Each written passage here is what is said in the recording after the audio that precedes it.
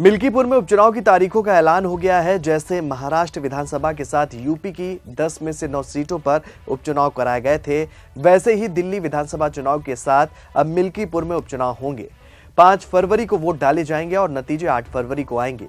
राजनीतिक हलचल भी अब तेज हो गई है। वहीं सपा सांसद ने एक बार फिर सीएम योगी को लेकर ऐसा कुछ कह दिया है जिससे योगी सरकार की मुश्किलें एक बार फिर से बढ़ गई हैं।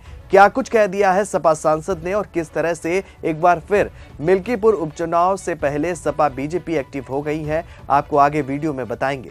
नमस्कार, आप देख रहे हैं 4 PM और मैं हूं आपके साथ में शोभित पाठक। नया साल शुरू होते ही यूपी में उपचुनाव की आहट मिलने लगी है और ये चुनाव होना है अयोध्या के पास स्थित मिल्कीपुर विधानसभा सीट पर।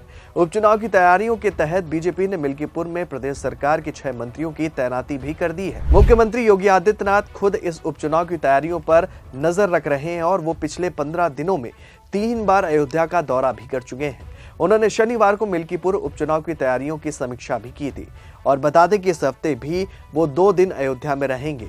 उनका मिल्कीपुर में एक जनसभा को भी संबोधित करने का कार्यक्रम प्रस्तावित है। मिल्कीपुर जीतने की तैयारियों में बीजेपी के साथ साथ समाजवादी पार्टी भी एक्टिव नजर आ रही है और सपा को एक बार फिर जीत दिलाने के लिए सांसद अवधेश प्रसाद खुलकर मोर्चा खोले हुए हैं। बीजेपी को जब से फैजाबाद सीट पर हार मिली है तब से बीजेपी को विपक्ष निशाने पर ले रहा है और अब मिल्कीपुर का उपचुनाव बीजेपी के लिए प्रतिष्ठा की बात बन गया है, क्योंकि यूपी के मुख्यमंत्री योगी आदित्यनाथ महज मिल्कीपुर उपचुनाव को लेकर करीब वैसी ही तैयारी कर रहे हैं जैसे यूपी की 9 सीटों पर हर चुनाव के लिए इंतजाम किए गए थे और वैसे ही संकेत समाजवादी पार्टी की तरफ से पूर्व मुख्यमंत्री अखिलेश यादव भी दे चुके हैं। बता दें कि महाराष्ट्र विधानसभा चुनाव और यूपी उपचुनाव के बाद विपक्ष के नेताओं ने ईवीएम पर नए सिरे से सवाल उठाया था और मिल्कीपुर को लेकर अखिलेश यादव अपनी तरफ से अभी से एहतियाती उपायों का संकेत भी दे चुके हैं। जब यूपी के 9 सीटों पर उपचुनाव हुए थे, मुख्यमंत्री योगी आदित्यनाथ ने हर विधानसभा सीट पर 3-3 मंत्रियों को तैनात कर दिया गया था। शुरुआती तैयारियों में मिल्कीपुर भी शामिल था, लेकिन जब चुनाव आयोग ने सिर्फ 9 सीटों पर ही चुनाव की घोषणा की तो सारे काम होल्ड कर लिए गए थे। मिल्कीपुर के लिए योगी आदित्यनाथ नए सिरे से उन्होंने टीम बनाई है और मंत्रियों की संख्या भी डबल कर दी गई है। योगी आदित्यनाथ के साथ कुल 6 मंत्री मिल्कीपुर कैंपेन में जुट गए हैं। नए साल में मुख्यमंत्री योगी आदित्यनाथ 4 जनवरी को मिल्कीपुर में उपचुनाव की तैयारियों की समीक्षा भी कर चुके हैं। मिल्कीपुर विधानसभा क्षेत्र फैजाबाद लोकसभा सीट में पड़ता है और यही वजह है कि विपक्ष वहां समाजवादी पार्टी की जीत को अयोध्या की हार के रूप में प्रचारित करता रहा है। ध्यान देने वाली बात यहाँ ये है कि बीते 2 हफ्ते में योगी आदित्यनाथ 3 बार अयोध्या का दौरा कर चुके हैं और 8 जनवरी को मिल्कीपुर में बीजेपी की एक रैली भी करने जा रहे हैं। 11 जनवरी को अयोध्या में श्री राम जन्मभूमि मंदिर की प्रतिष्ठा द्वादशी उत्सव में शामिल होंगे। मिल्कीपुर की जीत कितनी इंपॉर्टेंट है उसका अंदाजा इस बात से लगाया जा सकता है कि मंत्रियों को जीत का नुस्खा समझाते हुए योगी आदित्यनाथ ने मतदान बूथों के हिसाब से छोटी टीमें बनाकर जनता से सीधा संवाद करने की हिदायत दी है। वहीं बीजेपी की ही तरह समाजवादी पार्टी के लिए भी मिल्कीपुर सीट जीतना प्रतिष्ठा की बात बन गया है। मिल्कीपुर सपा का गढ़ रहा है और अब फैजाबाद से अवधेश प्रसाद के लोकसभा पहुंच जाने के बाद अपना गढ़ बचाना सपा के लिए नई चुनौती बन चुका है। यहां देखा जाए तो उपचुनाव में अखिलेश यादव की पार्टी को महज 2 सीटों पर समेटकर योगी आदित्यनाथ ने लोकसभा चुनाव में बीजेपी की हार का आधा बदला लिया, लेकिन समाजवादी पार्टी के तेवर कम नजर नहीं आ रहे हैं। समाजवादी पार्टी हर मोर्चों पर बीजेपी को आंख दिखाता हुआ भी नजर आ रहा है। लोकसभा चुनाव में सपा की 37 सीटें जीत लेने के कारण बीजेपी 33 सीटों पर सिमट कर रह गई थी। समाजवादी पार्टी की कोशिश है कि चुनाव कवर करने के लिए अंतर्राष्ट्रीय मीडिया को भी बुलाया जाए। असल में नवंबर में हुए उपचुनाव के नतीजे आने के बाद समाजवादी पार्टी ने बीजेपी पर उपचुनाव में पुलिस और प्रशासन की मदद से धांधली का आरोप लगाया था और ईवीएम पर भी सवाल उठाए गए थे। यूपी के प्रयागराज में 13 जनवरी से 26 फरवरी महाकुंभ का आयोजन होने जा रहा है और मुख्यमंत्री योगी आदित्यनाथ काफी पहले से महाकुंभ का न्योता भी देते आ रहे हैं। बता दें कि महाकुंभ के न्योता को लेकर अखिलेश यादव ने योगी आदित्यनाथ पर जोरदार हमला बोला था।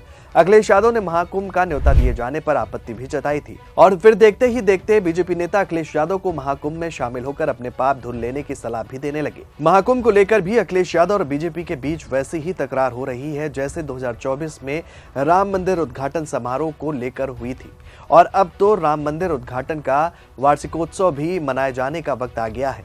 लगता है कि मिल्कीपुर के बहाने अयोध्या की लड़ाई नए सिरे से होने जा रही है। वहीं इस बीच समाजवादी पार्टी के सांसद अवधेश प्रसाद का बड़ा बयान भी सामने आया है। उन्होंने मिल्कीपुर विधानसभा में मुख्यमंत्री योगी आदित्यनाथ के दौरे को लेकर जमकर निशाना साधा और कहा कि जितनी बार भी मुख्यमंत्री यहां आएंगे उतने हजार वोट भाजपा के कम होंगे। सपा सांसद अवधेश प्रसाद ने आगे कहा कि मिल्कीपुर में उपचुनाव होना है। यहां की जनता ने मुझे पहले 2012 में लगभग 35,000 मतों से जिताया था। अखिलेश यादव की सरकार थी, मैंने 100 बेड और 50 बेड के 2 अस्पताल और 2 आश्रम पद्धति के विद्यालय बनवाए, एक ITI, एक पॉलिटेक्निक कॉलेज बनवाया। लेकिन अफसोस है कि भाजपा ने पॉलिटेक्निक को निजी हाथों में बेच दिया। भाजपा के एक नेता ने कोर्ट में गलत तथ्यों के आधार पर स्थगन करवा दिया, जिसके बाद वो बंद रहा। जब 2022 में जनता ने दोबारा जितवाया तो आश्रम पद्धति स्कूल खुलवाया गया। सपा सांसद ने कहा कि भाजपा ने विकास रोकने का काम किया है और ये बात जनता जानती है। सपा विकास करती है जबकि भाजपा रोड़ा अटकाती है। मिल्कीपुर सपा के उम्मीदवार हमारे बेटे अजीत प्रसाद हैं। लोग डिसाइड कर चुके हैं कि उन्हें ही जिताना है। भाजपा ने अपने डर के कारण चुनाव मिल्कीपुर का टालने का काम किया और उसी डर के कारण मुख्यमंत्री योगी 7 बार मिल्कीपुर जा चुके हैं और ये संकेत है कि भाजपा हारेगी, सपा यहां पर जीत दर्ज करेगी। उन्होंने आगे कहा कि मुख्यमंत्री लगातार मिल्कीपुर जा रहे हैं लेकिन उसका कोई असर नहीं होगा। योगी एक बार जाएं चाहे 10 बार, जितनी बार जाते हैं भाजपा का 1000 वोट कम हो जाता है और यहां पर भाजपा ने विश्वास खोया है।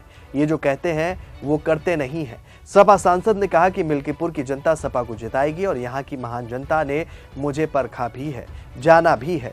मिल्कीपुर चुनाव हमें भारी मतों से जिताएगी। यहाँ की जनता ने हमें संसद पहुंचाया और इतिहास बना। मुझे 100% यकीन है कि यहाँ के देवतुल्य नागरिक विधानसभा उपचुनाव में भी सपा उम्मीदवार को बहुत अधिक मतों से जितवाकर इतिहास बनाएंगे। सपा सांसद ने आगे कहा कि यहाँ से भाजपा सरकार का खात्मा होगा और यहाँ पर इंडिया गठबंधन के सहयोग से सपा उम्मीदवार की जीत होगी। 2027 में प्रदेश में हमारी सरकार बनेगी, महंगाई घटेगी, किसानों का संकट भी दूर होगा, जातीय जनगणना होगी, एक अच्छी सरकार बनेगी। अवधेश प्रसाद ने आगे कहा कि हमारे नेता और पार्टी सभी धर्मों का सम्मान करती है। भाजपा चुनाव कराने से डर रही है। प्रभु राम देश में खुशहाली लाए, देश से संकट दूर हो, परेशानी दूर हो, बाबा साहब का सम्मान बचे, संविधान की भी रक्षा हो।